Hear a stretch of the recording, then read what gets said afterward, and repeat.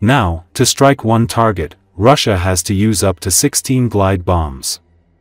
As early as 2024, Russian aircraft dropped up to 100 glide bombs daily along the entire front line, Forbes reports. Just a year ago, satellite-guided KABs were the occupiers, wonder weapon, and the Ukrainian Armed Forces had virtually no countermeasures. After the gliding air bombs, Russian infantry usually went into battle to capture one or another stronghold of the Ukrainian Armed Forces. It was this tactic that helped occupy Avdiivka last year. However, Putin's army has been stuck in the Pokrovsk area for almost a year and cannot advance towards the city. The golden era of divine air bombs turned out to be short-lived, said the admin of the Z-public Fighterbomber. Russian aircraft are still dropping bombs on frontline cities, but there is a catch. The front line is so oversaturated with Ukrainian jammers that the bombs lose contact with the satellite. Without a constant connection to correct their course, the glide bombs tend to veer off and explode harmlessly in some fields. Now, to hit a specific target, Putin's army has to drop up to 16 bombs, complains the same fighter bomber channel.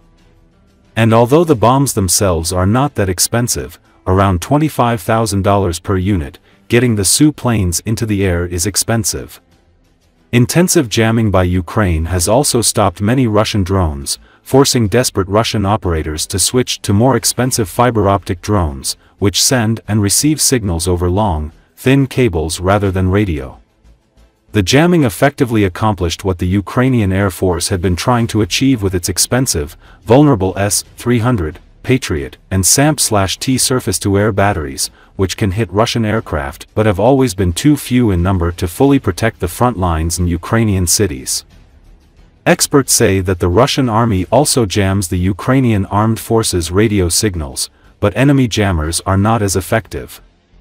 Equally important, Ukraine's best munitions, the Joint Direct Attack Munition and Hammer glide bombs, incorporate GPS guidance but also have backup inertial navigation systems that are completely autonomous and thus immune to jamming.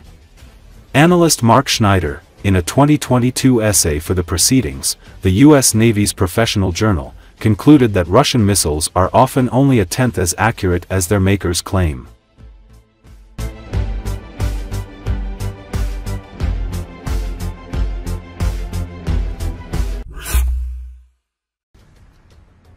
The situation of the Russian army in the Kursk region is becoming more complicated with each passing day.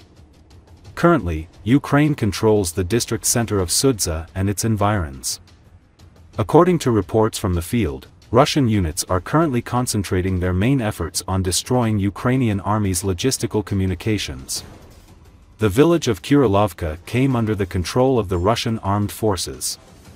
Experts consider the importance of this settlement in the context of its proximity to Melov, which threatens the routes for the delivery of ammunition and food to the Russian border area.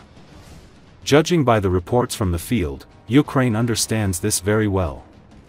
That is why the Ukrainian armed forces tried to organize a counterattack with the aim of driving Russian units out of Kurilovka.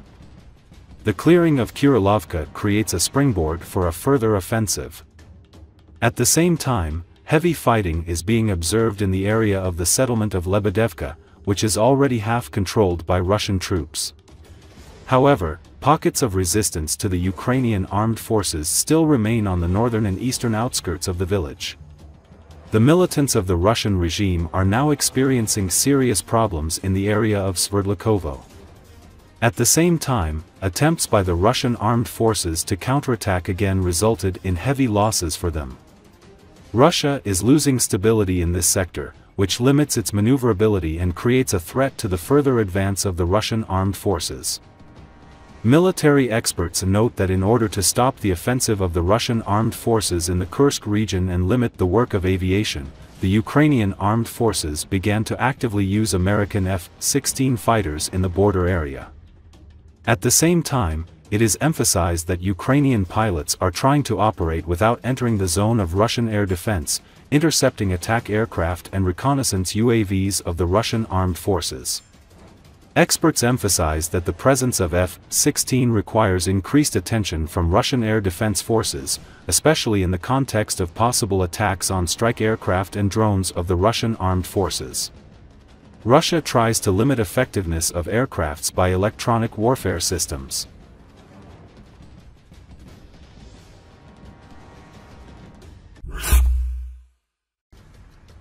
Russian civil servants, members of parliament, and law enforcement officers accused of corruption and other serious crimes are using their dispatch to war in Ukraine as an opportunity to avoid criminal prosecution and punishment. Since the start of the war, a total of 102 former civil servants, members of parliament and security forces have managed to leave pre-trial detention centres and penal colonies for the front, the BBC Russian service has calculated. Among them are 22 mayors and heads of municipalities, 10 members of municipal and regional parliaments, 7 vice-governors and regional ministers. They also include 25 security forces and 2 judges. At the same time, there is not a single high-ranking federal official among those who have gone to the front. The vast majority, 79 people, who went to war were accused of corruption, another 16 people of violent crimes. Of those who went to the front, 23 people have already returned and were released from criminal prosecution and punishment. Another 17 defendants in criminal cases died or went missing, and the rest continue to fight in Ukraine. Those who served at the regional and municipal level are mainly taken to the front, while governors and ministers, as well as federal security officials who asked to go to war, are refused. A lawyer familiar with corruption cases told the BBC they know too much and can return as heroes, after which they can take revenge on those who imprisoned them and did many other bad things. Executioners are afraid of their victims. The lawyer noted, for example, the former head of the Moscow Department of Culture, Alexander Kyiv, who was detained in July 2024 on suspicion of accepting a bribe, immediately asked to be sent to war, but his request remained unanswered. In December, Kyiv came to a hearing to extend his arrest, wearing a t-shirt with the words, "I'm in a pre-trial detention center, but I should be fighting near Kursk." According to another lawyer, there is corruption in the prisoner recruitment system itself. At the federal level, the FSB oversees this and does not allow everyone who wants to be sent to the SVO.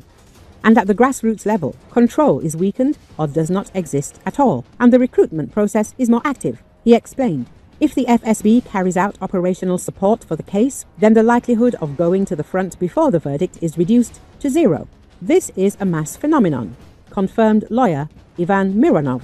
Officially, the Ministry of Defense approves the sending of an accused or convicted person to the front, and unofficially, the military receives permission from the FSB, which can block the decision on a certain person, explained Andrei Grivtsov, senior partner at the ZKS law firm.